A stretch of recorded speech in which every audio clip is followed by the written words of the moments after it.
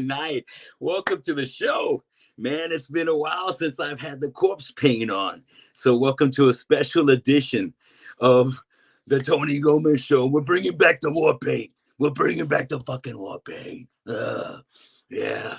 Yeah, so here I am texting Adam, who I got coming on the show here very shortly. We got Adam Grossmann, founder, singer, guitar player, songwriter for SKREW, man, industrial metal pioneering band right there, man. Fuck yeah, dude. And of course, one of my favorite bands to ever come out of Corpus, the one and only Angkor Wat. Yeah, the corpse paint kind of reminds me a little bit of Angkor Wat too. Check it out. Oh shit, that Adam. Hey, let me get him in here. Boom, boom. Oh shit. And I think we're showtime. Adam, what's up? Can you hear what's me? Up, bro? Yeah, man. What's happening, man? Dude, that fucking makeup looks badass, dude. Your corpse paint, man. Your corpse paint game is solid. I just want to tell you. Hey, dude. Thank you, man. Thank you so much for joining me tonight, dude. Wow, what a thrill it is for me, man. I apologize. I'm running a few minutes late. It's all good, man. It's all good. Last week, I had Piss and Razors here in the studio, man. I was here keeping them busy for about half an hour before the guys joined me. So don't feel bad, man. It's all good. Can you hear me? Let's see. Looks like we froze for a second. There we go. All right. Do me a favor, Adam. Would you mind changing turning the camera maybe sideways so we can fill in the black?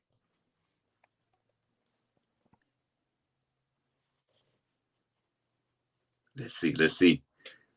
For anybody that's already tuned in, if you got any questions for Adam, please just join him. Shoot him away in the chat room, and we'll get to you ASAP. There we go. We're just going to change that up real quick. We're going to get the show on the road. Man, I'm so excited to have Adam in the studio tonight. Wow, man. A matter of fact, I'll get to it here in just a minute. But there we go. All right. Can you hear me? Yeah. All right. It keeps freezing, but we're good. We're good. All right. Man, I've been taking some good notes over here, man. Let me bring it back. Kind of got caught up by putting on the makeup, man. No one's ever kind of challenged me to put. I felt like somewhat of a challenge. Like, hey, are we gonna wear the corpse paint tonight? Dude. I was like, hey, no one's ever fucking said, hey, bring out the paint. And you know, one of the pictures that I promote the show with is me with the corpse paint, and it's one of my favorite shots, and that's why I wanted to put it out there. And I really hadn't worn the makeup in probably about almost 10 years, and it was wow, that long. Like, yeah, dude. Integrity or Killamora reunion when I used to wear my makeup like this all the time, and it was actually Billy Milano from SOD and MOD that talked me out of it. I went and played a show at Headhunters, and he said, "Hey man, Tony, he invited us back to his pad, and we did an interview with us, man. We felt top of the world that night, but he said, Tony, you don't need a gimmick, man. Some bands need makeup and this and that, but you got a strong voice. Drop the gimmick." So off of Billy's fucking recommendation, I skipped that fucking pre-show ritual, which usually takes at least half an hour before I'm ready to go out there. But thank you so much, Adam, for putting the makeup on. That was when he was living with this buddy of mine, Bill. Did you meet a guy named Bill? Not that evening, man. It was the same time he was managing Headhunters. Yeah. Oh shit. Yeah, he's Billy's watching the door at this neighborhood bar now over on Ben White. I see him every once in a while. Oh shit! Very cool. Yeah. Very cool. Yeah. Well, you know what? We're already getting the question coming in, but before I get to the first question, I gotta bring it back to the history of the first time I think I seen you perform was at the first End of Summer Slam session with you guys, Devastation, and was it Rotting Corpse the opening act that day? Rotting Corpse, yeah. Corpse, yeah. I think Rotting Corpse did all three of them here with you guys. I think so, yeah. I mean, I just saw some photos the other day. Their bass player, man, he's got a ton of shit from back in the day, and he showed me some photos that I'd never seen before. It's really cool. That is very cool, man. Walt, Rotting Corpse Walt, man, that's a beast right there. Yeah. Shout out to Walt. Sure.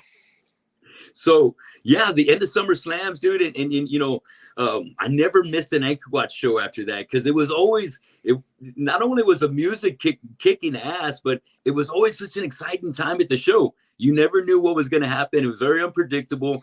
Like Slayer. Not you sure guys that's a bring good out thing. the wild, and you bring out the craziness out of everybody here in Corpus, man. When the shows would go down, you were infamous for it. Yeah, dude. You know, those days were. I mean, I feel like I've had a pretty long career, because I was already playing music, you know, prior to back to Corpus and starting Angkor Wat. And I, you know, of course, I've had a long career after that. But man, those days were, you know, they're just not repeatable, because it was a time and a place. You know, it was like everything was brand new, and people were just like kind of waking up to this new thing that was happening. And yeah, it was classic, man. Those were some classic times. You cannot repeat that shit, you know? I'm telling, and I think that me and you were blessed to be able to live through that era where all this was taking shape. You know, absolutely, man. Absolutely. You know, the thing is that time will never ever happen again. Right? Because it was just like the perfect time. I mean, it was back when, you know, it was the beginning of the do-it-yourself kind of deal, you know? Yeah. And I mean, we built our own stage, you know, we put on the shows at, you know, places where we could rent, because in Corpus, there was no place to play. Right. So you just had to make do. You know, Galvan Ballroom was cool. That was a fucking cool place to play. But I mean, you know, overall, it was like we really had to make it happen, you know, back then. And you know, kind of broke up there for just a second. Go ahead. Yeah, I was just gonna say that kind of, you know, it's like nowadays everything is kind of spoon fed, you know. Yeah. Let's see, it's telling me I've got an unstable internet connection. That's the story of my life. Let's see. But yeah, I mean, and at the same time, you know, like all the bands were friends, and we were, you know, super supportive, Rodney and those guys. You know, I used to go over to Dave Burke's house all the time. I was just talking to someone about this recently, I guess when he passed, that, you know, oops. Here, we'll get him right back on. Just a little trouble. There he comes. Like the dude was always fucking playing. Yes, Dave. Dave Burke. Rest in peace, Dave. Yeah, man. We're coming through. Come on. That's it.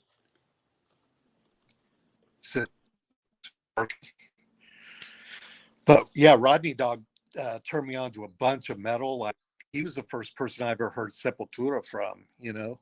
Wow. Yeah. Creator too. I think he turned me on to Creator. And the funny thing is, years later, my band SKREW did a tour with Creator here in the States. Oh shit, so, that's it. Yeah. So it was kind of cool. Yeah. Oh. But yeah, those days, man. I mean, you know, and everybody made friends.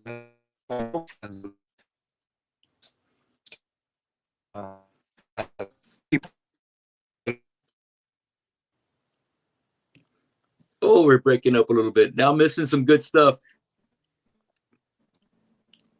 I'm sorry, Adam. You there? Damn. There we go. All right. There you are. Can you hear me? I can hear you now. Yeah. There we go. Yeah. Sorry about that. I don't know what's going on. Oh, I know. Let me. Okay, go for it. Raphael, I see your questions in there. We're going to get to you, big dog. We're going to get you. Let me see if I can fix this. Okay, cool. All right. Okay. While you're doing that, I just want to give a shout out to some of the most memorable fucking places where you guys would fucking destroy. You know, when you would play at the Stardust Ballroom, Man, that was always a fucking blast. Um, Tearing it up with Suicidal Tendencies at the Ritz. Oh shit, man. That was one night I'll never forget. Hell yeah, dude. That was awesome. Can With I tell Fearless you opening up for something? you guys. Dude, I don't even remember. Was I there? Because I don't remember that show. I remember. You had to I'm be. not kidding, man. I remember the next day we played in Harlingen with them, but I don't fucking Yeah. remember the Ritz show. That's so crazy. Holy Yeah. smoke. Man, y'all What? fucking destroyed. And What? what about I remember over at the Elks Lodge with the Fearless and Hell Dogs and the Mm-hmm. guys from, I think maybe it was Fearless brought, maybe they didn't bring anybody, but they got some really dedicated fans from San Antonio that came down, and then we got Mm-hmm. some really dedicated, headbangers and hardcore skinheads over here in our crowd. Next thing you know, when you got to mingle together with the music going on, it turned into a fucking big ass rumble. They had to take it outside. And that was just one of the stories, you know what I mean, Yeah. of the Yeah. mayhem that would come up whenever the shows would go down. Legendary. Yeah. Dude, we did a show in San Antonio one time, and there was a guy that can't remember his name right now, but these skinhead dudes, they beat the shit out of the doorman, and then they came in and started firing guns in the air. Oh fuck. Yeah. Like in the middle of our set, fucking cleared the place out. Oh damn. Show was over. Yeah. What a bunch of assholes. Yeah. Shit. Yeah, dude. I mean, I've seen all kinds of stuff like that. Yeah. We did a tour. SKREW did a tour in Europe with um, Death Angel, and those guys are they're from the Philippines, right? Yeah. And so we did this one show. It was in the eastern part of Germany, and uh, man, there's a lot of racists still in that part of Germany. And so there was Shit. all these guys, these skinheads that were like Zeke Heiling to them in front of them and started fucking with Oh their gear. There was yeah. a big, we fucking, I proud to say all my guys in my band, all of us, we fucking jumped these motherfuckers, Oh shit. and show was over. I mean, it was Yeah. like between us and the Yeah. crew, we took care of those motherfuckers. Because that's the thing that Yeah. people don't understand is that part of my understanding of coming up in the punk rock scene, in the hardcore scene, is that everybody's equal, man. We're there to support each other, and Yeah. we're there to to bring people up, not to fucking knock them down. But if you Absolutely. show up and start talking shit, and Zeke High, I don't hang with that stuff, man. Right. Me neither, man. Fuck that noise, man. That's a bunch of bullshit. Yeah. And then sometimes you get those elements at the show. They just come ready to start some shit, and luckily there's always such a small faction that Right. the right thing happens, and they get fucking ejected or get kicked the fuck out. One way or another, man. Right. It's never a dull moment, man. But I tell you what, let's get to some business, man. I want to take it back. Let me see. Where's that? I want to get my ducks in a row over here. So, I love when you guys put out in Burning in Water, Drowning in Flames, dude. And that's a fucking killer ass debut. And the follow up even kicks ass right there. But 2014 is when you dropped Universal Immolation. That came out fucking heavy as fuck. So you've heard that? Yes, dude. Yeah, That Universal came out Immolation, pretty badass, huh? dude. It came out fucking. The production's bigger than anything you had already with SKREW, and just one of the heavier fucking albums. It blew me away. I was like, damn, it's one of those that it kind of got mixed up, hidden in the mix. You know what I mean? I didn't know when it came out. It was one of those things I stumbled upon, coming across, doing some homework back in the day when I got Dave on the show. So, one thing led to another. I was like, hey, well, he's got SKREW going on. Let me see what's up. And then that album came up and like, whoa, fucking heavy. And, speaking of that, before we get off of that, Universal, did you produce that yourself? That record. So we had this sound man that did, I don't know, 5 or 6 tours with us. Okay. And back in the day, back in the 90s. And he ended up working in some studio in Westlake Studios in LA. And he did that for a few years, and then he moved back to Austin, and he did that record with us. So he engineered everything and produced it. And I mean, you know, I'm always there, you know, I'm always there making suggestions about, oh, this should be that way, that should be this way. But he really was responsible for the production on that record. This guy, Tim Guerin. I mean, that fucking thing, yeah, it sounds huge. I mean, it sounds bigger than most metal records from that period. Yes. And actually, when it got released, it was like the #1 seller on Amazon or something like that. I don't keep up with any of that shit, but like for 2 weeks, it was the #1 seller on Amazon. It was only released digitally. Okay. So, yeah. Incredible record right there, man. Thanks. We'll get back to enjoying more Universal and talking about some of my favorites off of that track. But one of them that I had to share earlier, man, was Nazarene Lash. Fucking brutal. And while I'm on the subject real quick, I got to shout out to The Lie. That's fucking heavy as fuck. And the Omega, I really like the Omega. Did you do all the vocals on all that? No. So in 2008, well, yeah, 2011, I got diagnosed with cancer. And so I lost a kidney, and then they found some other stuff in my esophagus. Oh my God. Yeah. I mean, I'm good now. I'm healthy, but all right. yeah, I was not able to do vocals on that record. But it came out better than I would have done it anyway. We found this kid.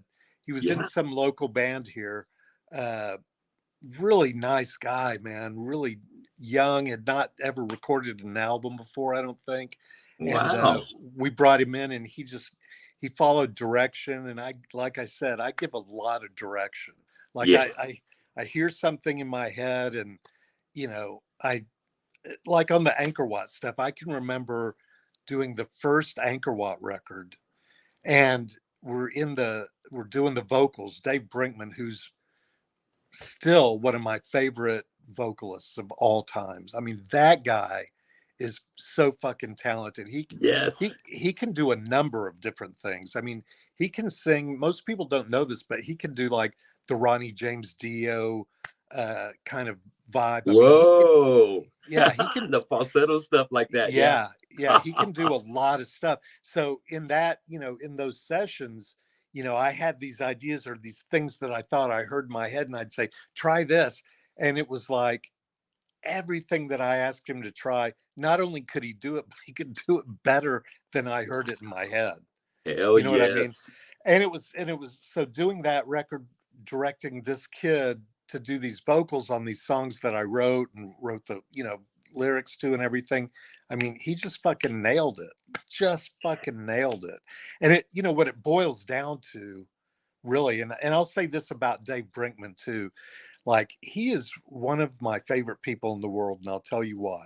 Yeah. There's no bullshit. You know what I mean? Like he's humble. He's willing to try anything if it makes the project better. You know what I mean? Sir. Yeah. Like he's down with that.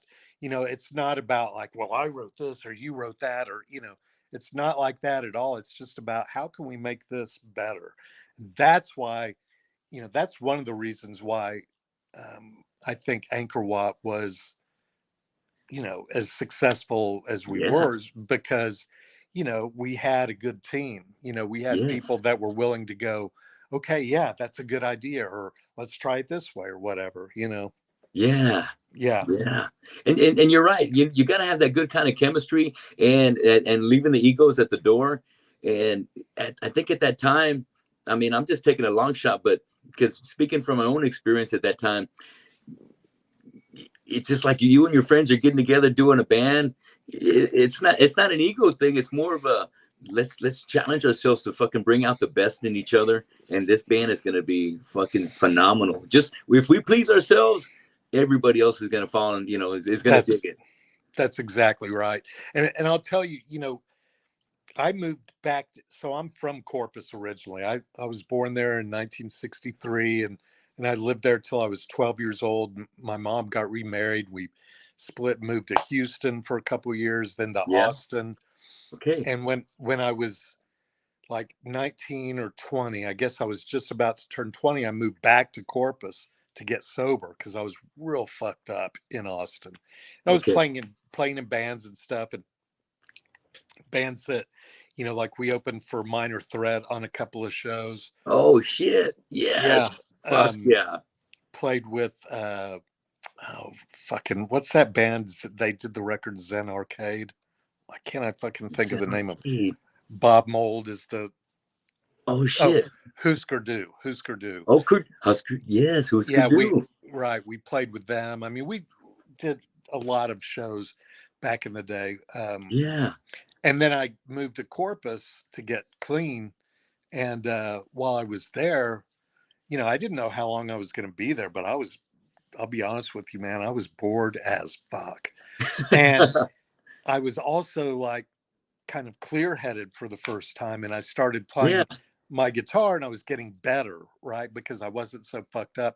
The guitar became like the focus. And so I, forget how I met Danny. I think I was just like skateboarding in the fucking parking lot where I lived. And I don't know. That's so random. Yeah. Yeah. And so, so one thing led to another. And he and I met Dave Brinkman and Mike Trevino, also a solid motherfucker. I mean, those two guys have been friends since they were kids. Yes, sir. So of course he's going to be, a solid dude. We met them at a show. I don't remember. It was at the Ritz. I don't remember what show it was, but they were like, we were like, oh, look, there's two guys that look like they've heard hardcore before. You know what I mean? Yeah. Corpus was primarily a metal scene at that time. And in Absolutely. fact, that first end of summer slam session, a lot of the kids that showed up, with like long hair and Slayer t-shirts, the next time we played, those same guys had mohawks and were wearing Exploited t-shirts. Absolutely. And it was like, oh shit, like this is happening, Yeah. So yeah, we put that band together with Chris Chapa, also right at the very beginning. Solid drummer, dude. That guy he's up here in Austin, and I see him every once in a while. Cool. We hang out, but he's played with a couple of bands up here, man. He's a really great drummer. Really great drummer. So yeah, we were super fortunate back in the day. Man, super cool. Man, I love the stories. I got, speaking of Dave, I got to go to Dave's house one time to check out a rehearsal when they were getting ready to do Idolatry. And I graduated with Dave Lozano, who was a drummer for Idolatry.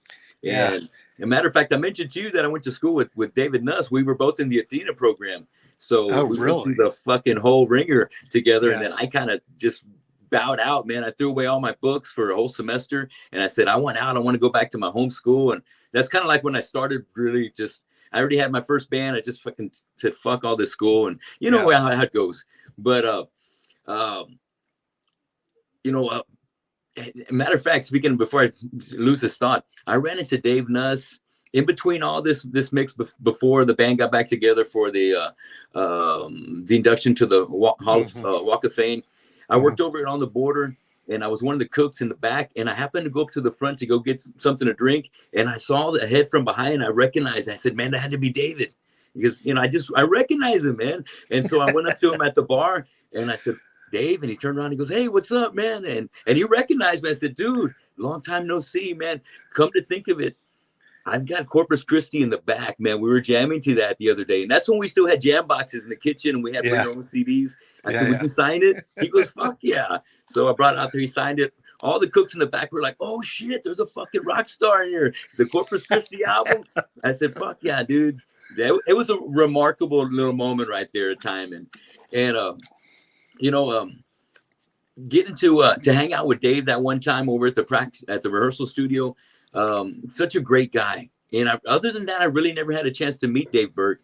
But Yeah.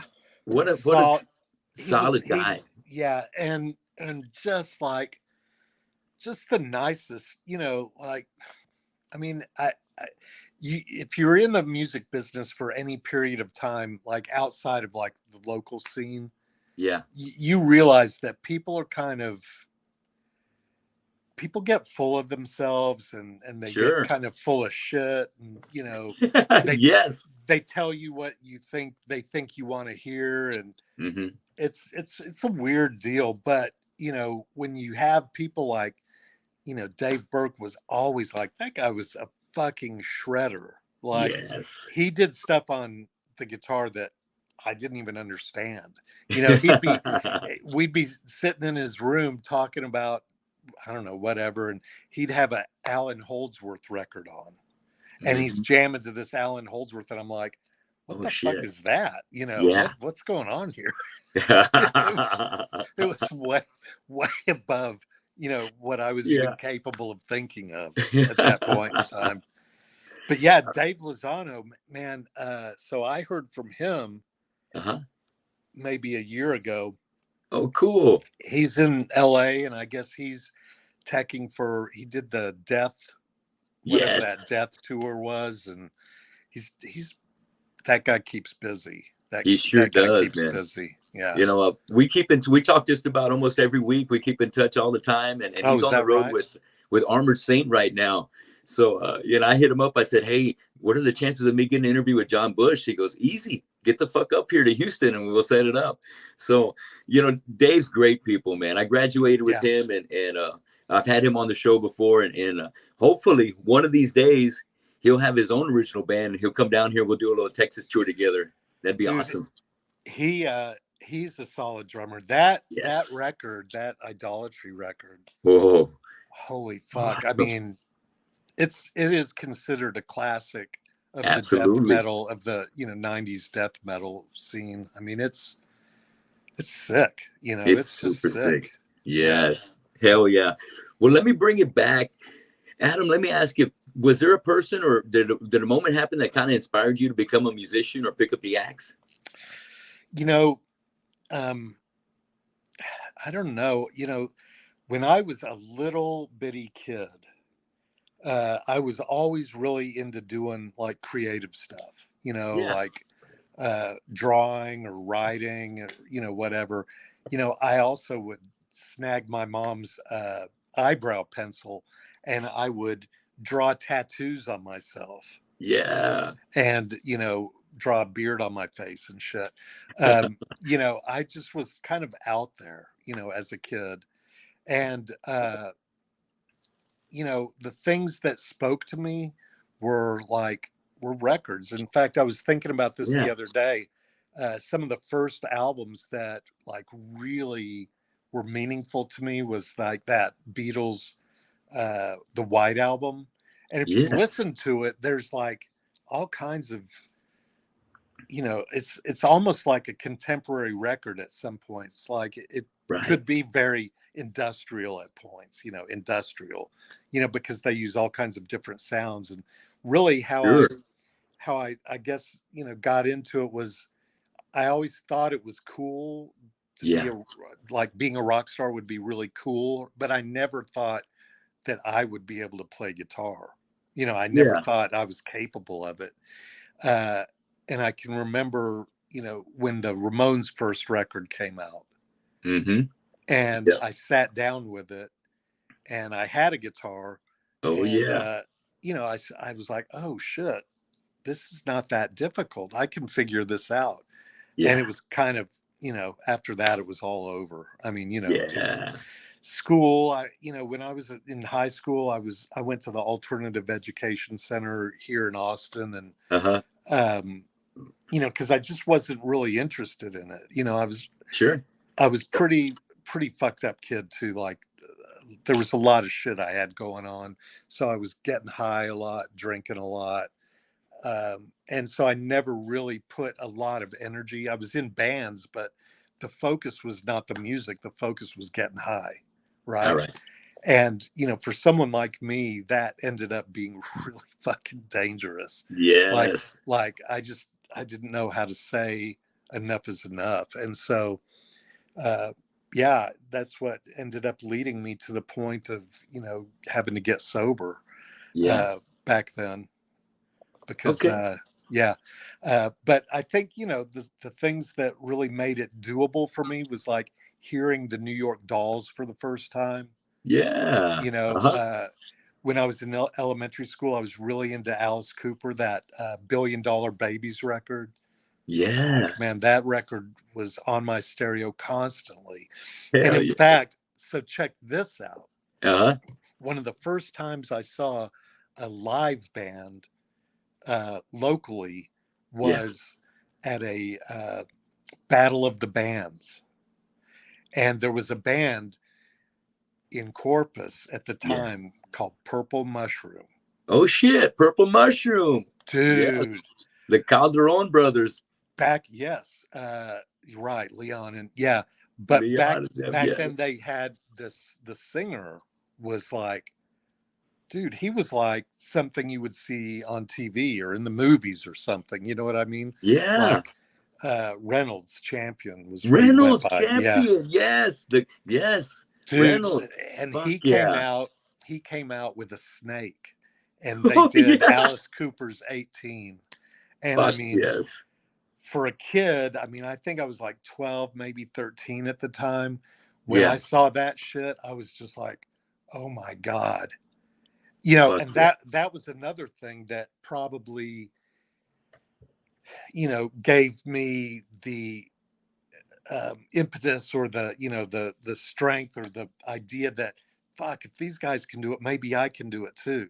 Hell yeah. You know, because That's right. they were local, Yes. and they seemed like big rock stars to me. You know what I mean? Like the Yeah. show that they put on and everything, it was fucking, it was super badass. So, you know, Purple Mushrooms a fucking big, you know, influence too, you know, in terms of being able to, you know, get it together and do that stuff. Yeah. Man, Yeah. that is so awesome. And big shout outs to Leon Cadron and the whole band Purple Mushroom for being those kind of originators and bringing it to the scene and motivating us kind of guys that like, oh shit, man, I want to That's fucking right. do it like them, man. That's That's the right. shit, That's man. right. You know, I run into Leon probably about at least once a month. At least Is that once a right? month. Such good people all the Yeah. time. We always say, "What's up? How you doing, brother? Yeah. Take care. See you soon." And just man, I'm so glad he's alive and kicking, man. Because you know it ain't easy nowadays. You beat cancer. That Dude, you know what I mean? Fuck. let me tell you, it's fucking nonstop shit. You know, Damn. uh, Yeah. yeah, you're right. And I mean, like I talked to Phil, you know, Phil Salazar. Yeah. Yeah, Uh-huh. I talked to Nighthawk him Phil. online, Yes. yeah, all the time. And you know, to be in touch with people from back in the day is, you know, Feels so good. it's a gift. You know, it It really is. is, because you know, times are just different now. You know, Uh, times are just different, and you yeah. know, you want to be able to have those same kinds of relationships with people, but you know, for some reason, I don't know, maybe it's just because, you know, we're getting older, but it's hard to develop those kinds of friendships. Boy, Yeah. you know, you talk to someone, or you know, another guy's Willie Mellon, who used to we'd rent his PA for Uh-huh. all those shows. Okay. It was Yeah. either Phil's PA or Willie's PA, you know, Okay. whoever was available. And Uh-huh. Willie worked at Sound Vibes for fucking ever. And Oh, killer. I bet I know Willie, man. Shit, I'm yeah, sure I've seen him. yeah. Yeah. And so, you know, just to be able to be connected with people from Corpus again is, I don't know, it's kind of killer. You know what I mean? It's like, it's my only connection with home, really. You know what I I'm know saying? what you mean. Yep. Yeah. Oh, and it's a good one. You know, and that brings me to my next question right there. Well, let me take it back right here. Okay. So I seen that you posted something about you jamming with, or you run into an old friend of yours, Matthew, from your band, The Infected, that you had going on back in '82. Is that right? Yes. So it's Yes. great, you know, great running into Matthew. But how did the Infected eventually That was in your partying days up there in Austin? Yeah. Oh my God. Okay. So yeah, so those days. What was that band like? I mean, we didn't know what the fuck we were doing. But you know, the older bands, you know, the guys that were older than us, like the Big Boys and the Dicks, Big they Boy always, Stick, yeah. yeah, they always took care of us. They always, you know, hey, come play a Cool. show, and you know, yeah, yeah. But at one point in that band, we had the singer, the guy who later went on to sing for Scratch Acid and Oh shit. Jesus Lizard. He Yeah. played bass in the band for about 2 minutes. You know, it was just, there was so much like craziness because, like I said, Uh-huh. you know, it was really more about getting high, you know, and using chemicals that, you know, were not good for you. And, you Right. know, just stupid shit, you know, just stupid, crazy shit. And, you know, the sad thing is not everybody lived through that. Not everybody Right. made it out. You know, Right. we lost a lot of people back in the day. But yeah, it was, oh, I know who you're talking about. It was Richard, who I ran into uh, from The Infected. Richard. Yeah. Oh, Richard. Okay, my Richard bad. Mather. Yeah, yeah, yeah. Richard Mather. Mather. That's where I got the Yeah, Matt and yeah, Matthew from. Okay, my yeah, bad. yeah. Okay. No, no All worries. right. And dude, that guy, fucking so talented. Years later, the first SKREW video that we did Yeah. for Picasso Trigger, I think is the name of the song. Uh, yeah, I think that's right. He Yeah. did the what's it called? The computer animation for it. I mean, this Oh, guy yeah. is like super fucking talented. And he's still, that's what he does now. He's an animator. He does a lot of stuff for MTV Kick ass. and other stuff that, you know. Good for Rich, man. He's still out there grinding, man, doing what he does Dude, best. Hell yes, yeah. yes, Oh, man, awesome. yeah. Well, let me ask you. You know, after we kind of covered how you guys got Angkor Wat formed. Who wrote most of the music for Angkor Wat? Well, I wrote all the music, Oh, and you did yeah. everything on Demonstration Under Duress, that Hmm. classic first Hmm. EP you guys put out. Yeah, that first demo tape. Yeah, yeah. Oh shit!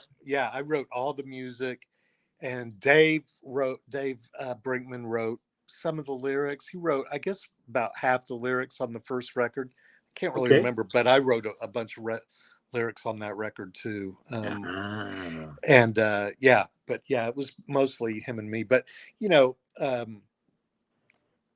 like I said, you know, that was when I was like really like learning how to you know, do more than just play bar chords. yeah. And so some of those songs, it's like everything plus the kitchen sink, you know what I mean, on the songs. Yeah. But and then the next record, yeah, I wrote all of that. Or I think Dave Nuss wrote lyrics on one song. Okay. Uh, All right. but yeah, because he sang a song on that record.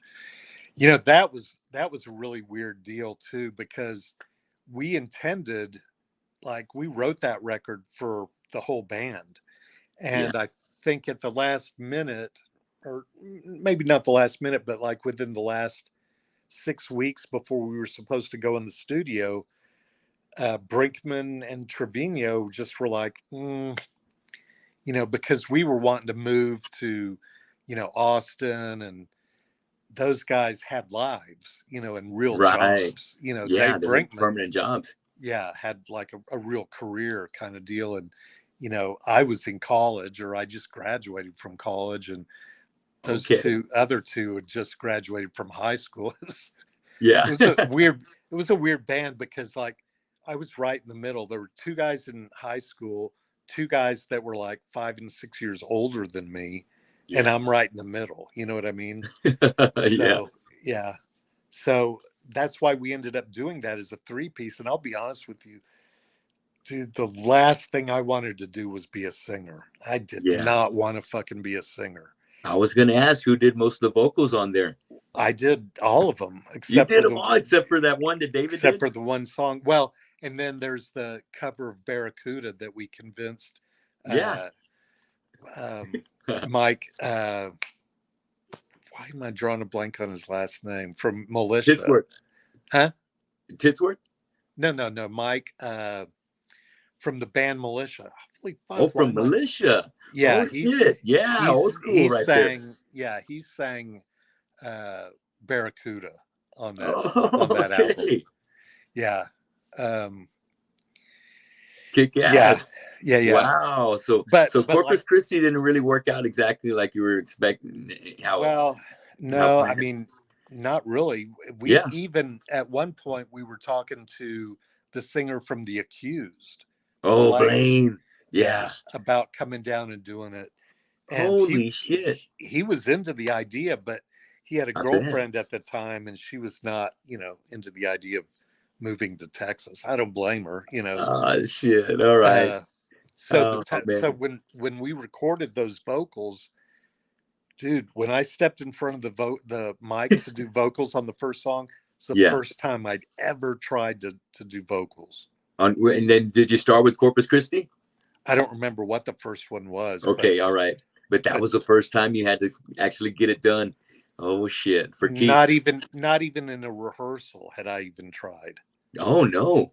Yeah, yeah. Like literally in the studio recording the record was the first time I ever tried to do vocals. And I can hear how there's some there's some.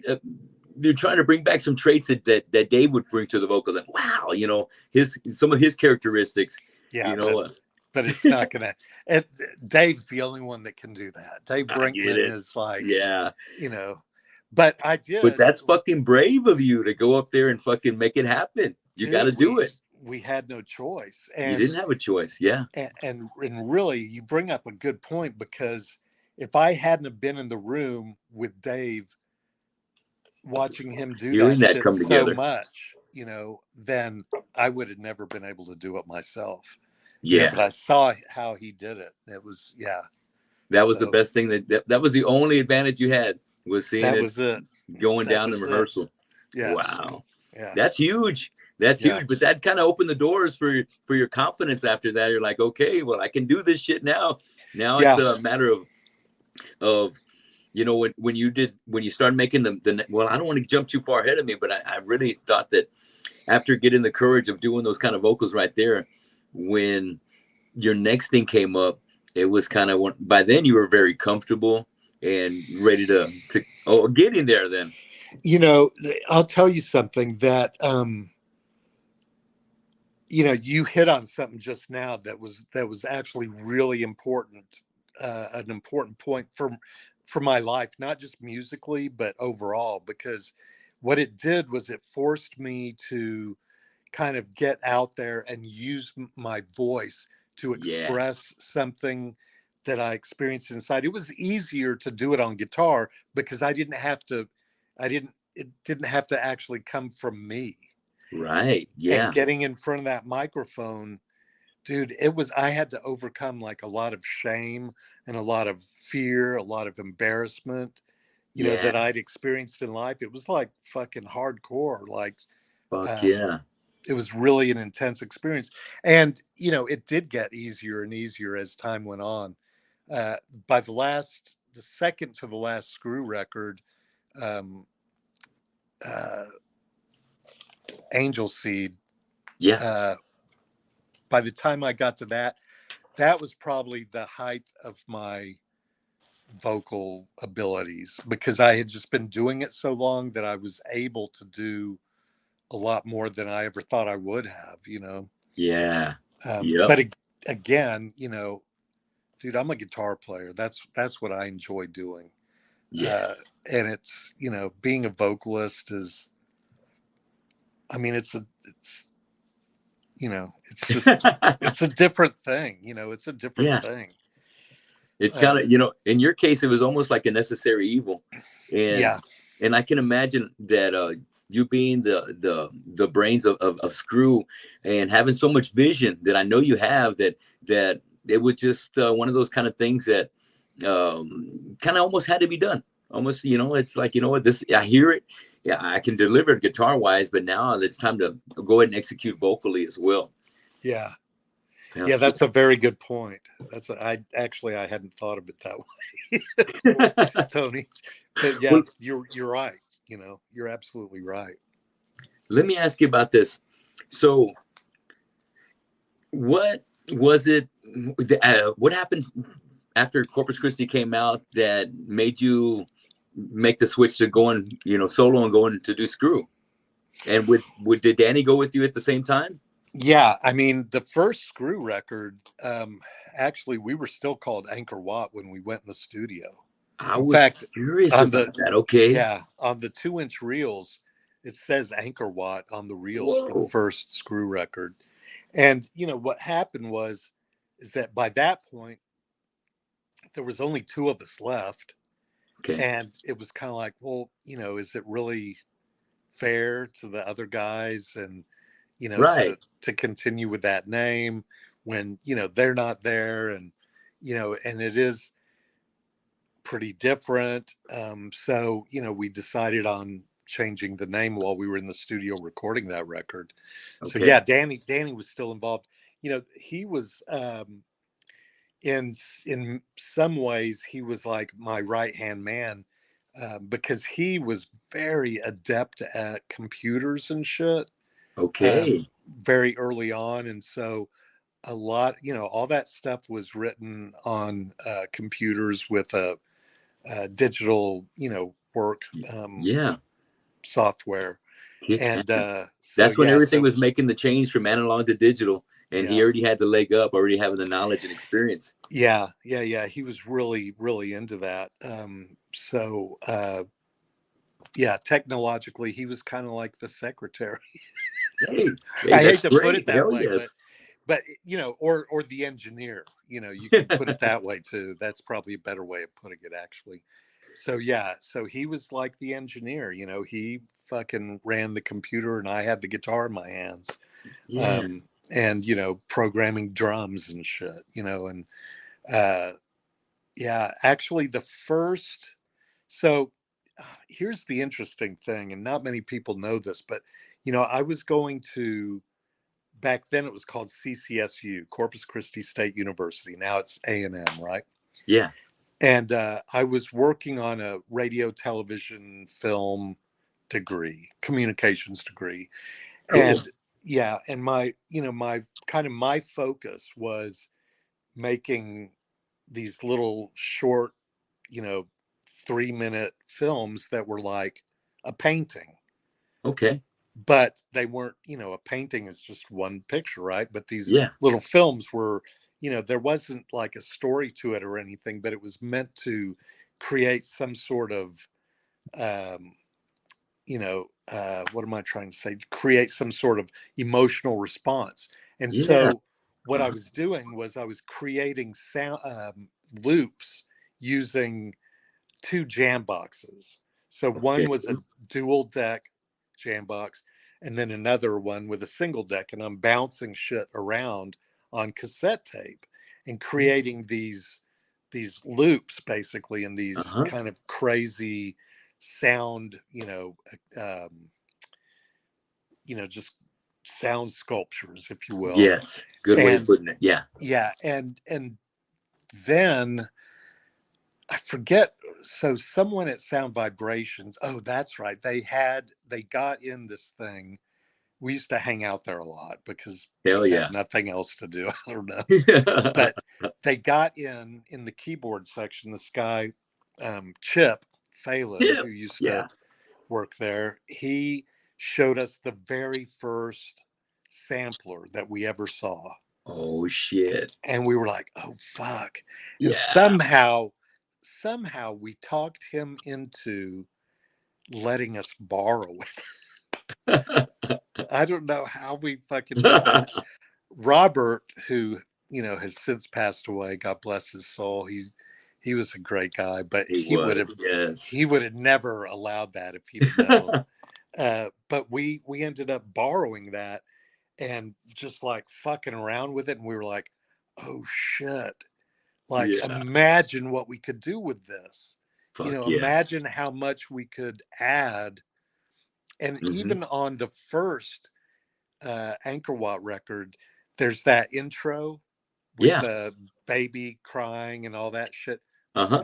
We did that on that fucking Oh, that's one yeah, of your first creations on there, right? that's exactly right. One of the first Cool. digital creations.